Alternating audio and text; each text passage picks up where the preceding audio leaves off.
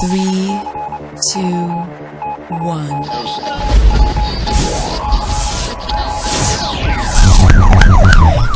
We'd like to welcome you to another edition of GrokTALK, brought to you by New Hampshire's leading conservative blog site, GrokTALK.com. We are your feared extremist, right-wing, hard-charging, gun-toting, opinionated, outspoken, rabble-rousing, letter-writing, radio microphone-stomping conservatives and rational libertarians. So get ready for more news and opinion you could only get from GrokTALK.com. GrokTALk. Welcome to segment 2 of GrokTALK for January 3rd, 2015. I can say the year right, but when I write the year, I bet you I'm going to get it wrong all week. Because I go to work and I write the date, 1,500 times a day. So don't we all? It's still 2014. Oh, it's still 2014. Oh, man. Welcome back to GrokTALK. Thanks for tuning in and listening if you're on the podcast later on. iHeart, iTunes, Stitcher, Spreaker, TuneIn, also on YouTube and Ustream. And again, thank you to the Coalition of New Hampshire Taxpayers, without whose generosity we would be doing this from someplace else. Probably Liberty Studios up north. Well, I already told you that wasn't going to happen. We'd have to do some technological mumbo-jumbo. And so what else is new? It might be broadcast from there, but we would be all over the place. So, anyway, thanks again to Guy Comtois for coming in to do his legislative update. Of course, Susan Olson's still with us, doing our 2A thing, and we're going to move on to our next segment. We have Brian Demjanovich with us, and rather than try to explain why he's here, I will let our guests describe the context, and then we'll go into details.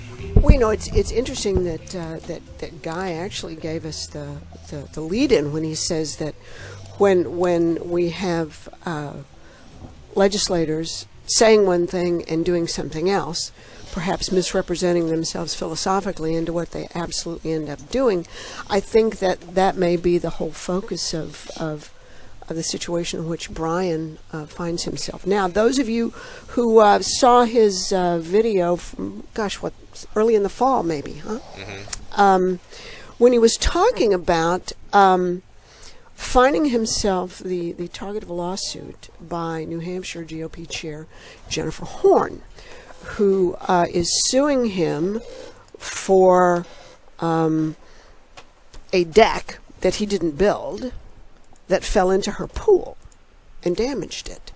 And it would seem, when one looks at the documentation, that after having not spoken to Mr. Demjanovich for 6 years following the construction of the pool and whatever else happened around the pool, she files a couple of claims with Brian's insurance company to get some work done. And these insurance claims are denied, which insurance companies do anyway, but perhaps in this case, rightfully so.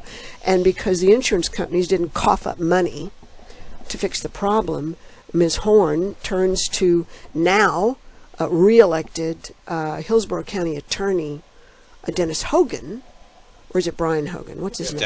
Dennis Hogan, to file a lawsuit against Mr. Demjanovich and his company for something for which he is actually not responsible. Now, aside from allegedly supporting small businessmen and doing the right thing and following the law, it seems that this is a lawsuit that probably shouldn't have happened, but because it has, when one is involved in a lawsuit, and one is certainly the plaintiff, there are timelines in any lawsuit that must be followed in order for things to continue in the proper fashion and end up one way or the other, either in front of a jury, in mediation, or dismissed. Well, in the lawsuit, the state of New Hampshire Judicial Branch issued the structuring conference order earlier this year, and as is the case in a lawsuit, each side is allowed to ask questions of the other. They're called interrogatories. Discovery. Well, not yet. That's part of discovery. But the interrogatories that each party was required to submit to the other were due on the 15th of November. Okay? Fine. Both parties They gave me a bunch of questions to answer. I had to answer them all, and I got them all in like I'm supposed to. Mm-hmm. And then each party is given 30 days to then respond to those interrogatories. Okay. It seems as though the plaintiffs failed to respond to Mr. Demjanovich's interrogatories, and on the what date is this? Rather than wait for Ms. Horn to take her own sweet time or not to respond to the interrogatories, Mr. Demjanovich's attorney has filed a motion for conditional default, which says that the plaintiff in this case is in default by not following the court's rules and regulations. Now, all of that being said, I still haven't got a response. Well, even beyond that, Brian, why is this happening to you? What? I mean, is it just that the insurance companies wouldn't pay up, and she comes to you for money, or what's the deal here? Well, in your opinion, what's the deal? In my opinion, and I don't know their situation, financials and stuff like this here, but I have seen Jennifer Horn on the news, something to do with Channel 9 was saying that she was had some type of checking account and she could spend money for certain things, and then I guess she may have wrote out a few checks for herself, because I understand that they may be heavily in debt over something. But that was all over Channel 9. A couple of weeks later, you see Jennifer Horn on the news. She's in a soup kitchen passing out food to the homeless and stuff like this. So everybody looks at her like, oh, she's doing good to the community. But other than that, I didn't see any repercussions happen. But when I was there working on the job, I saw a lot of companies, construction guys, come in and they were terminated. Basically, I don't know what all the reason was, but they would do a certain amount of work there, and then the next thing you know, they're gone and somebody else is picking up the pieces where they left off. And my own experience working on the job was seeing this and also communicating with them, because the whole attitude on that job was they point and you do. They point and you do. Well, that's not unreasonable. If you've hired someone to do a job and you expect them to do the job, and you're paying them to do the job, that's probably not unusual. But in this particular case, okay, because you've shared with us the documentation throughout this process, that the short version is that you're being sued, because water leaked out of her pool 6 or 7 years after you left the job. Well, exactly. What happened is and how could that happen? How could that water leak? The only way you can lose water in a vinyl liner pool would be there has to be a hole in the liner. Otherwise, they stay full. It's just like this cup of coffee right here. This cup will stay full for days and weeks. But if I poke a hole in the bottom, the water level is going to drop and it's all going to leak out.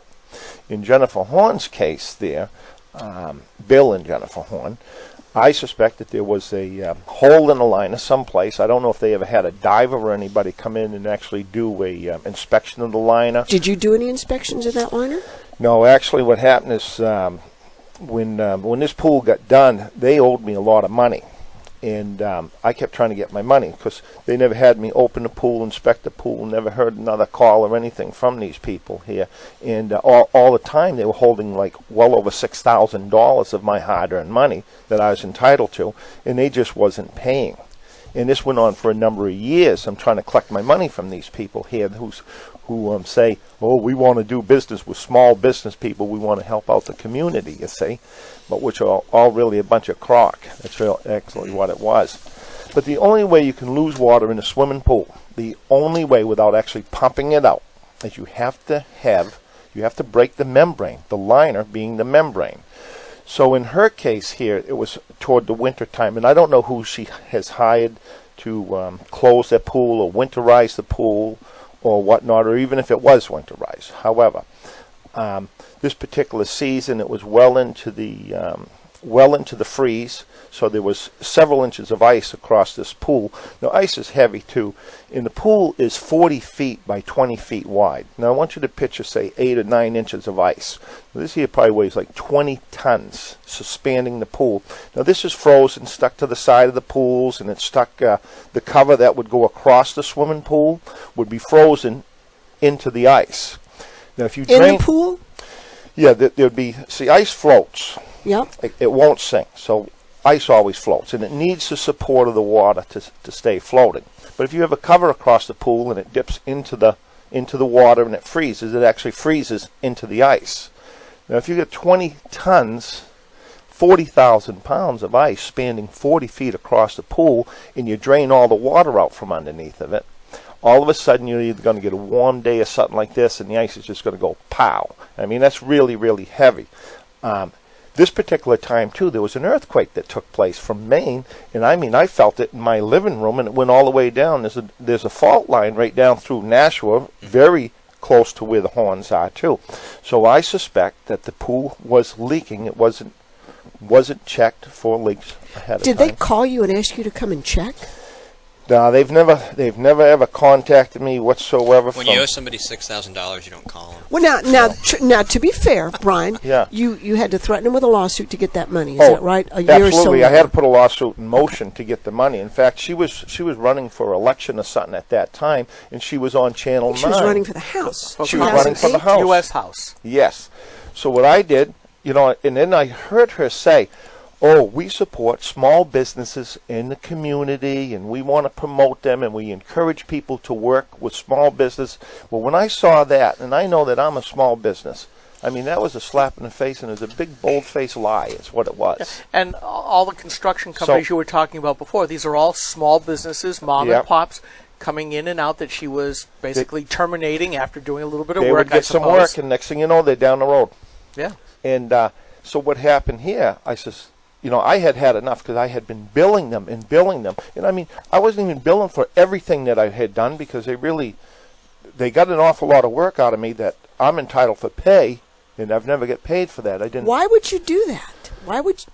I know you're a nice guy. I'm going to tell you why. Jennifer Horn promised that she would put her personal endorsement on my work if I do this and I do this. So I had discounted the cost. I did a lot of extras and stuff, but my payment was basically in the form of a personal endorsement because I know that she was an important figure in the community and stuff like this. And I mean, was she doing a radio show then?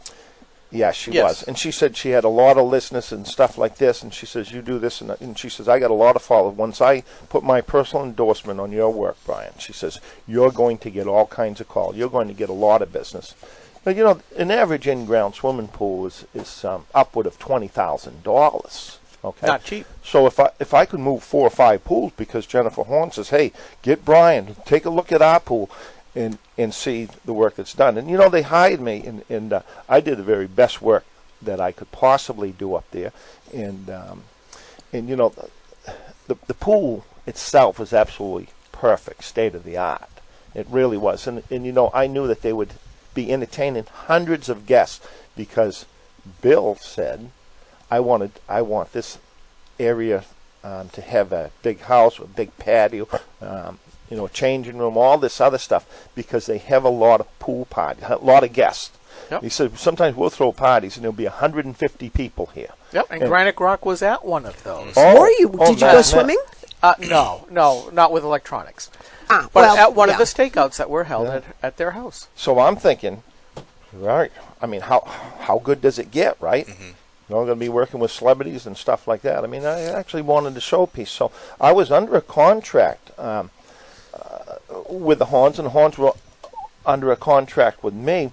And the pool, in the early stages, was designed to have a concrete patio, a one-piece concrete patio. And she actually signed a contract with Triad, which is an associate of mine. And they do beautiful work. I'm telling you, these guys are like the patio gods when it comes to putting work. They really are. They're a wonderful, wonderful company, and they're big. They employ about 100 people. So based on, and this was very important, and it was explained in the Horns that, what type of patio they're going to do, if they're going to have a cantilever, non-cantilever, one piece, because it all makes a difference when you're doing the engineered part of the pool and you're building it up to ground level to receive a patio. The pool needs to be built and designed a certain way to handle a concrete patio. Did you design this for a concrete patio? Well, yeah, it was agreed because she actually signed a contract with Triad to have an aggregate patio, which was a concrete solid piece, so that therefore the pool would be built up and compacted, and it would have deck bracing and so forth around the pool, and then there would be a wire mesh that goes around the pool and a certain bond, and the bond is the electrical aspect of the pool that gets attached to the pool, but then it has to be attached to these wire grids. Triad came in to lay the patio down on this pool. Is that after you were done or before you were done? Yeah, the pool was 100% done. When I pull off the job, it's really 100% done, meaning without a patio. Because the was patio there water in the pool when you left? Oh yeah, they were using it, swimming, and the filter was running, and everything. Without a deck? You don't need a deck to have a pool. I mean, some people put wooden decks, some people just put flagstones around. There's no rule or regulation or anything that says you actually have to have a patio. Some people may just put little blocks that go around the pool. But if that's the case, the builder needs to know or keep in mind the design of this pool, what the homeowner intentions are. Well, her intentions was to have a concrete patio.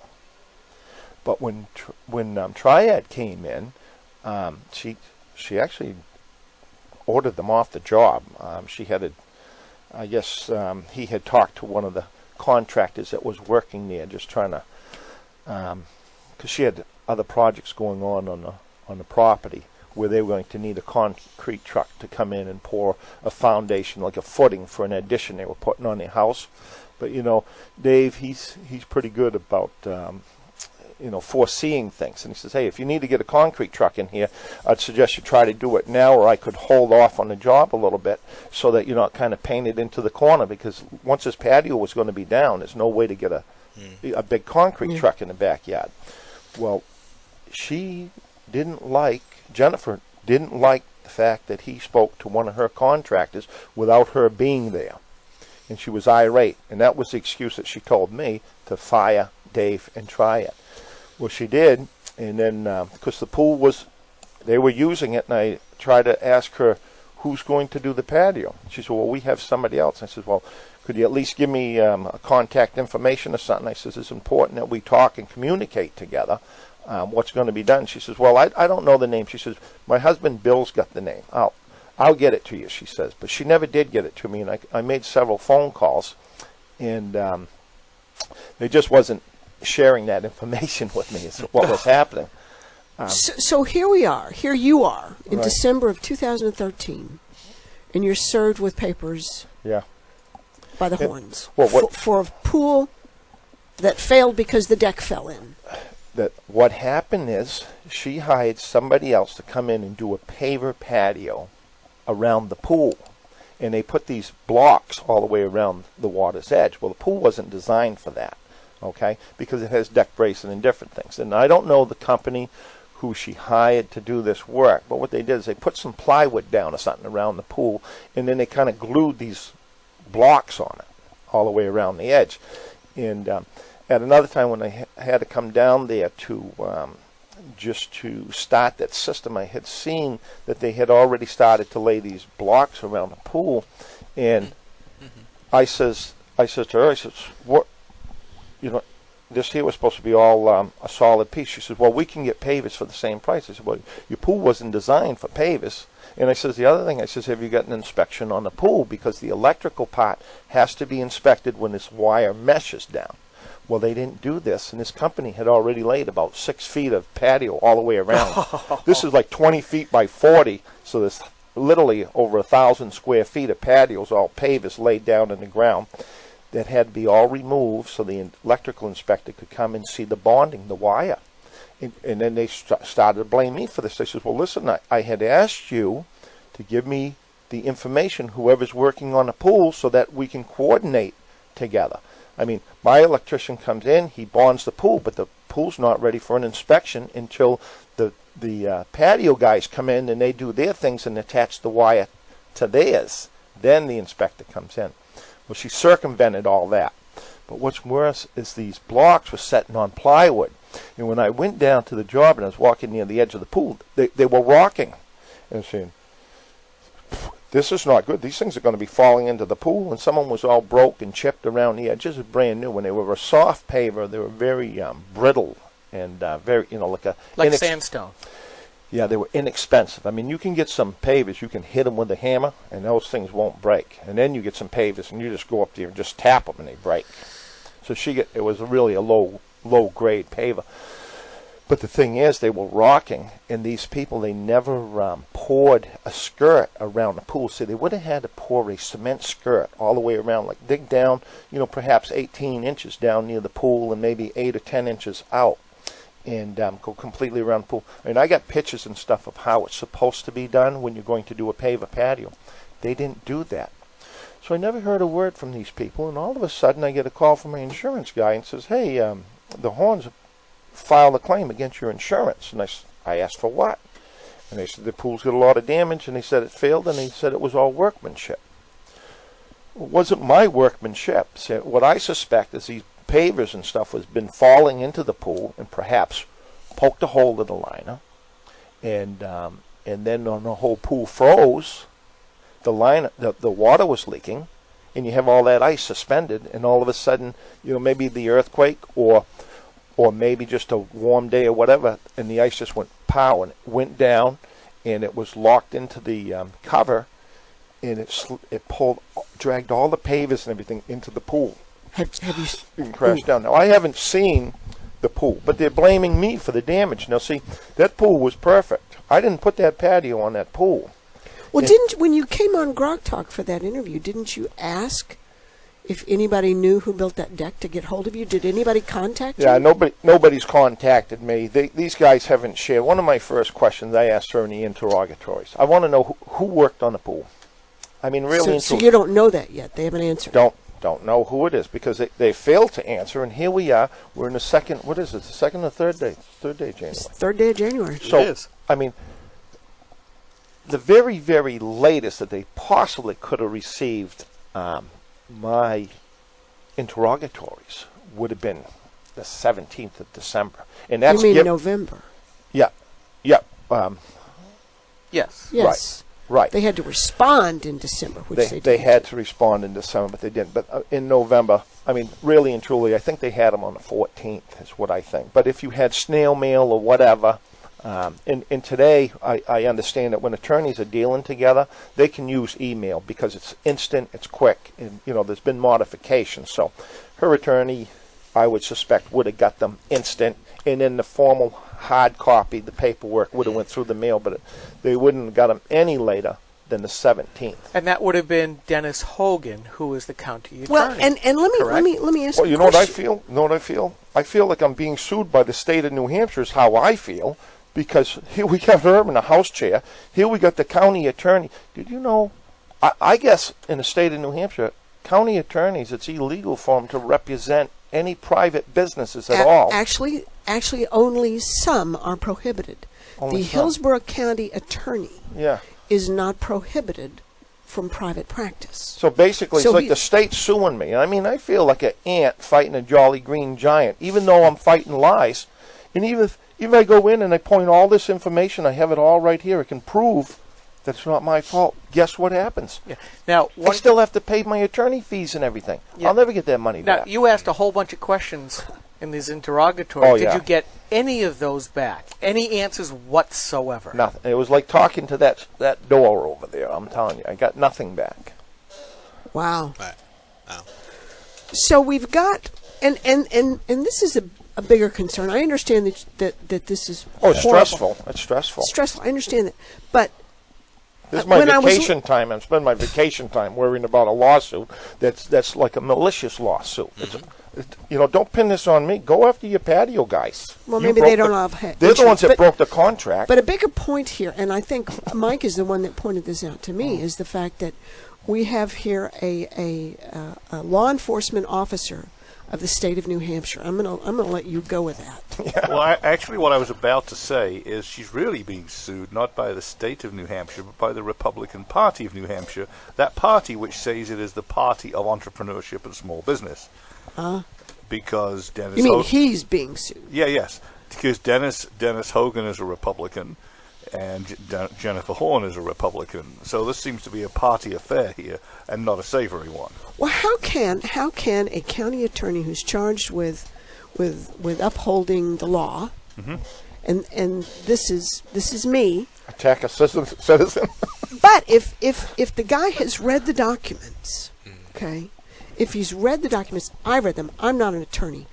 I've read the documents, and whoever built this deck or somebody else is responsible for the failure of this pool. So if this attorney knows that this could not have happened in the manner in which it's described in the lawsuit, right? What does that say? Now, I understand all lawyers think their clients are innocent, or maybe they all think they're guilty and they do it anyway. 2 minutes. But the point is, how can the chief law enforcement officer of the county of Hillsborough now, with clear conscience?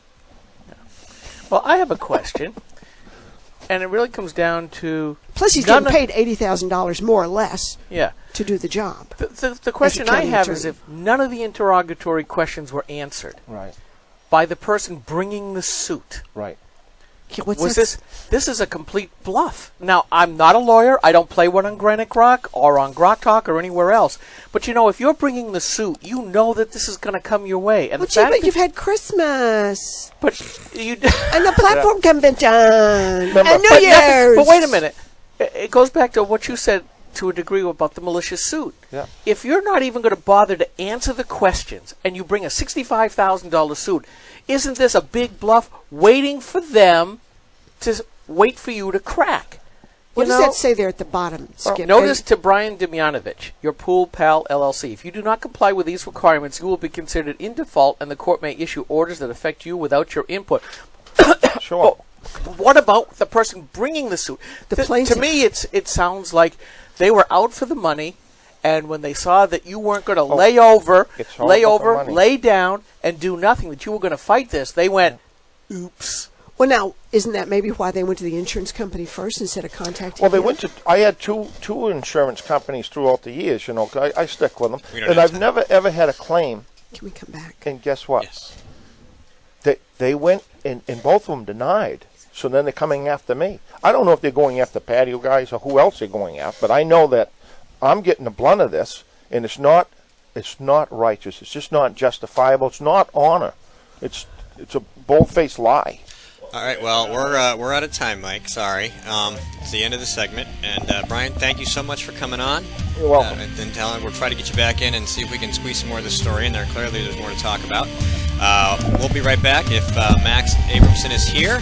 If not, then we'll talk about something else. This is GrokTALK. We'll be right back.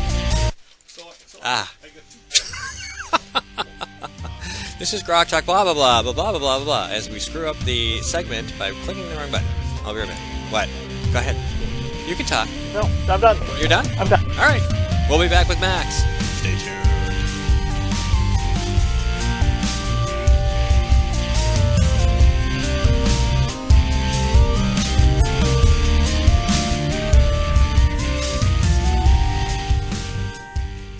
Senator Jeanne Shaheen said, if you like your current health plan, you can keep it. That's not true, Senator. 22,000 New Hampshire citizens have been kicked off their insurance plans. Hospitals in Rochester, Concord, and Portsmouth, they aren't allowed to provide care under the exchange. Senator, you were wrong in your comments. You should apologize for your misleading remarks. I'm calling Senator Shaheen at 750-3004 and telling her I want my doctor back. You should too. Paid for by saberpac.org, not authorized by any candidate or candidate committee. We are struggling.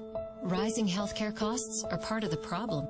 Senator Jeanne Shaheen helped create this mess we're in. As a state senator, her bill chased 21 insurers out of our state. It reduced our choices, raised prices for New Hampshire families, and when Jeanne Shaheen supported Obamacare, it limited access to 10 of our 26 hospitals, reducing our choices again. Tell Jean Shaheen she's made healthcare worse. Few things are as important as finding the right doctor. And under Obamacare, that's harder than ever. Over a third of our hospitals no longer available. Our doctors no longer covered. Fewer choices, longer drives. No state has been harder hit than us. And even after watching it impact New Hampshire, Congresswoman Ann Custer still supports it. Call Ann Custer. Tell her Obamacare isn't working for New Hampshire. This is a coalition of New Hampshire taxpayers. We're located at 8 North Main in Concord, New Hampshire. This is a repository for all things conservative and municipal. So if you have a problem in your town, your school, your budget committee, the right to know law, and now at the top of our list is voter fraud. You have a tip for us, some information for us, you want to join or help us out, cnht.org.